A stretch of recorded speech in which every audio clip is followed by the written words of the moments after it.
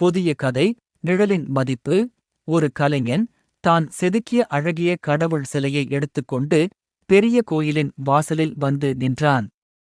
இந்தச் சிலைதான் உலகின் மிகச்சிறந்த சிற்பம் என்று பெருமையுடன் கூறினான். ஆனால் உள்ளே இருக்கும் பிரம்மாண்டமான சிலைகளுக்கு பழக்கப்பட்ட மக்கள் அவனுடைய சிறிய எளிமையான சிலையை யாரும் திரும்பிப் பார்க்கவில்லை. ஒரு பைசா கூட கிடைக்கவில்லை. மனமுடைந்த கலைஞன் சிலையை தூக்கிக் கொண்டு நகரின் ஒதுக்குப்புறமாக உள்ள பழைய சினிமா கொட்டகைக்கு திரையரங்கிற்கு சென்றான். அங்கே படத்தின் இடைவேளையின் போது வெளியே வந்த கிராமத்து மக்கள் அவன் கையில் இருந்த கருப்புக் கல் சிலையை பார்த்தனர்.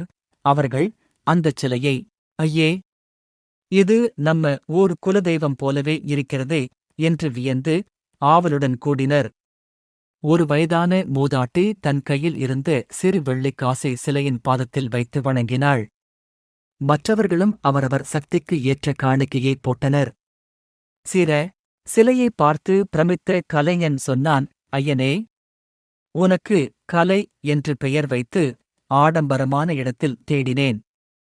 ஆனால் நீயோ விசுவாசத்தின் உருவமாக எளிய மக்களின் அன்பான கண்களிலும் இந்தச் சாதாரண நிழலிலும் இருக்கிறாய். என் கலையின் உண்மையான மதிப்பு இந்த கிராமத்து மனங்களில்தான் இருக்கிறது.